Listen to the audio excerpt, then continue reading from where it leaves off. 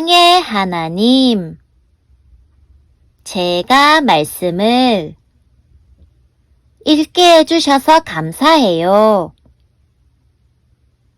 나의 머리로 이해하는 것이 아니라 성령님께서 도와주셔서 하나님의 말씀을 정확하게 깨닫고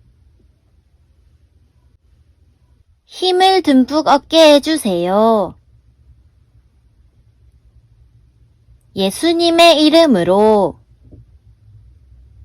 기도드립니다. 아멘. 안녕 친구들, 오늘 읽을 말씀은 요한복음 2장 3장이에요. 요한복음 2장은 첫 번째 기적, 갈릴리 가나의 혼인잔치와 성전을 깨끗하게 하신 이야기예요. 그리고 3장은 니고데모와 예수님의 대화 이야기예요. 오늘도 몇 가지 단어를 간단히 알려줄게요. 첫 번째, 포도주. 포도주는 손님을 접대하거나 결혼식 등 잔치나 연회에서 즐거움을 돋우는 음료로 사용되었어요. 오늘 등장하는 가나의 혼인잔치에서는 포도주가 모자라는 일이 발생했대. 어떤 일이 일어날까? 두 번째, 성전. 성전은 하나님의 백성들이 하나님 앞에 나아가 예배드리는 공식적인 장소예요. 세 번째, 공의회. 교회의 교리와 규칙들을 결정하기 위해서 교회 대표들이 모이는 회의예요. 오늘 등장하는 니고데모도 이 회의에 참여하는 회원이에요. 그럼 오늘도 말씀 속으로 출발! 3일째 되던 날에 갈릴리에 있는 가나라는 마을에서 결혼식이 열렸습니다. 예수님의 어머니도 결혼식에 참석하였고 예수님과 그분의 제자들도 결혼식에 초대받았습니다. 포도주가 바닥났을 때 예수님의 어머니가 예수님께 이 집에 포도주가 다 떨어졌구나 라고 말해주었습니다. 예수님께서는 어머니, 왜 저에게 이런 부탁을 하십니까? 저의 때가 아직 오지 않았습니다 라고 대답하셨습니다. 예수님의 어머니는 하인들에게 그분이 시키시는 일은 무엇이든지 하여라 하고 말해두었습니다. 그 집에는 돌로 만든 물 항아리가 6개 있었습니다. 이 항아리는 유대인들이 정결 예식에 사용하는 항아리들이었습니다. 그것은 각각 물 2-3동이를 담을 수 있는 항아리였습니다. 예수님께서 하인들에게 항아리에 물을 채워라 하고 말씀하셨습니다. 하인들은 항아리에 물을 가득 채웠습니다. 그러자 예수님께서는 그들에게 자, 이제 그것을 퍼다가 잔치를 주관하는 사람에게 갖다 주어라 하고 말씀하셨습니다. 하인들은 물을 떠서 잔치를 주관하는 사람에게 갖다 주었습니다. 하인이 떠다 준 물을 잔치를 주관하는 사람이 맛보았을 때 그 물은 포도주가 되어 있었습니다. 그는 그 포도주가 어디서 난 것인지 알지 못하였지만 물을 가져온 하인들은 알고 있었습니다. 잔치를 주관하는 사람은 신랑을 불렀습니다. 그리고 그에게 사람들은 항상 처음에 좋은 포도주를 내놓고 손님들이 취한 다음에는 값싼 포도주를 내놓는 법인데 당신은 지금까지 가장 좋은 포도주를 보관하고 계셨군요 하고 말하였습니다. 예수님께서는 이 첫 번째 표적을 갈릴리 가나에서 행하셨으며 거기서 그의 영광을 보여주셨습니다. 그러자 그의 제자들이 그를 믿게 되었습니다. 이 일이 있은 후 예수님께서는 그의 어머니와 형제들과 제자들과 함께 가버나움이라는 마을로 가서 며칠 동안 머무르셨습니다. 유대의 명절인 유월절이 가까워오자 예수님께서는 예루살렘으로 올라가셨습니다. 예수님께서는 성전 뜰 안에서 소와 양과 비둘기를 팔고 있는 사람들과 또 상에 앉아서 돈을 바꿔주는 사람들을 보셨습니다. 예수님께서는 끈으로 채찍을 만들어 양과 소를 비롯하여 모든 짐승을 성전 뜰에서 쫓아내셨습니다. 예수님께서는 돈 바꾸는 사람들의 상을 뒤엎으시고 그 사람들의 돈을 흩뜨리셨습니다. 그리고 비둘기를 파는 사람들에게 명령하셨습니다. 이것들을 여기서 치워라! 내 아버지의 집을 시장터로 만들지 마라! 이때 제자들은 성경에 주님의 집에 대한 나의 열심이 불처럼 나를 삼켜버렸다 라고 기록된 것을 생각하였습니다. 유대인들은 예수님께 당신은 당신에게 이런 일들을 행할 권리가 있다는 것을 증명할 무슨 표적을 행할 수 있습니까? 하고 물었습니다. 예수님께서는 이 성전을 허물어라. 그러면 내가 3일 만에 이것을 다시 세우겠다. 라고 대답하셨습니다. 그러자 유대인들은 이 성전을 건축하는데 46년이 걸렸는데 당신이 3일 만에 다시 세우겠다는 겁니까? 라고 반문했습니다. 그러나 예수님께서 말씀하신 성전은 그분 자신의 몸을 가리키는 것이었습니다.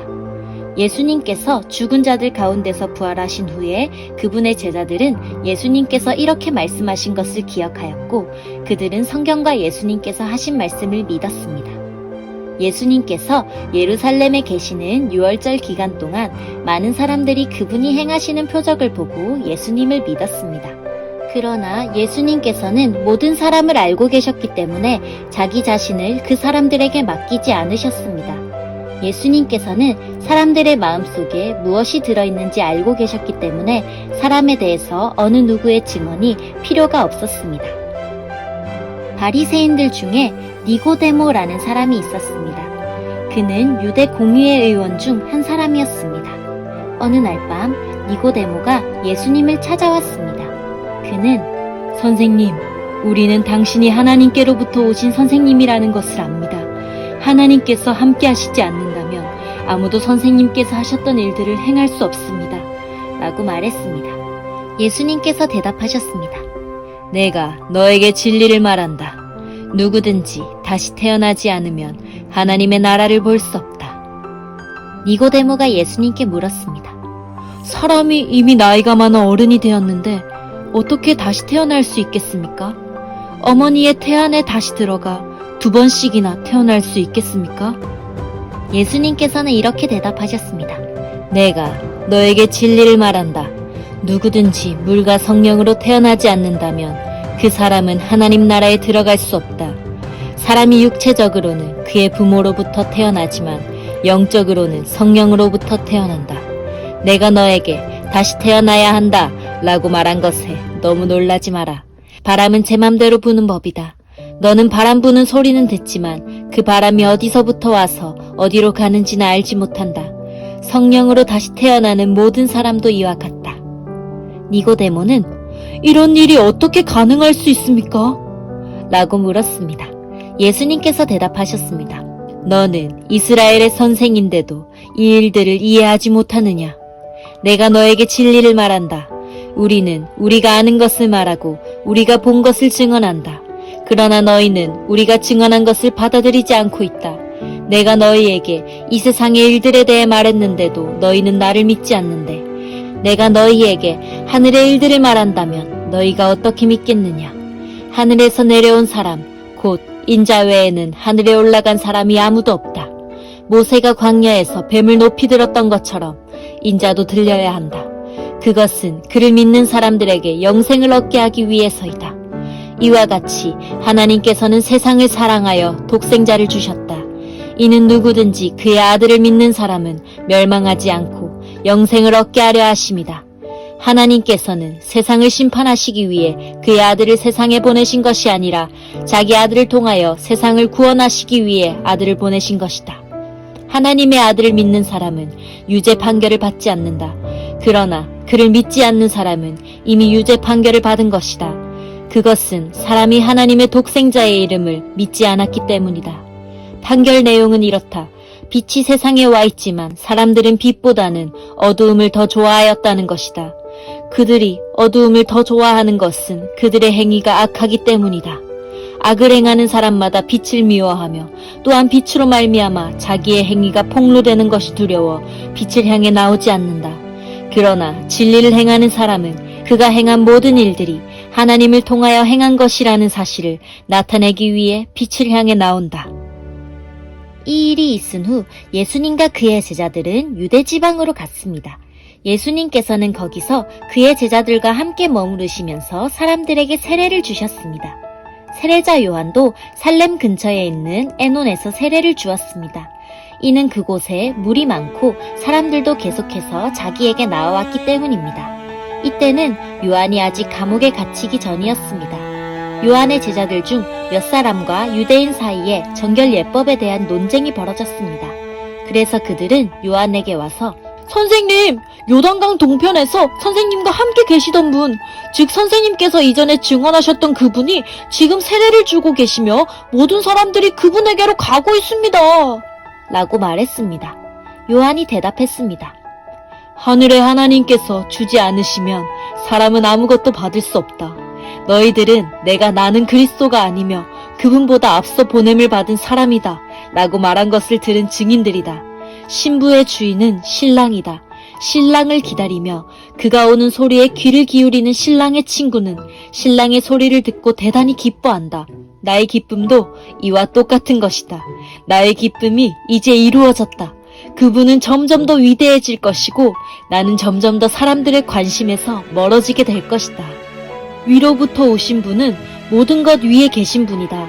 땅으로부터 온 사람은 땅에 속하여 땅의 일을 말한다. 그러나 하늘로부터 오신 분은 모든 것 위에 계신 분이다. 그분은 그가 보고 들었던 것을 증언하신다. 그러나 아무도 그분의 증언을 받아들이지 않는다. 그분의 증거를 받아들이는 사람은 하나님이 참되신 분이라는 사실을 인정한다. 하나님께서 보내신 그분은 하나님의 말씀을 전하신다. 하나님께서는 그분에게 성령을 한없이 주셨다. 아버지는 아들을 사랑하셔서 모든 것을 그의 손에 맡기셨다. 아들을 믿는 사람은 영생이 있지만 아들을 거역하는 사람은 생명을 보지 못하고 도리어 그에게 하나님의 진노가 있을 것이다. 짠! 여기까지 2장 3장이 끝났어요. 오늘도 말씀을 잘 들어줘서 고마워요. 우리 친구들 예수님 생각 많이 하면서 오늘도 좋은 하루 되세요. 안녕!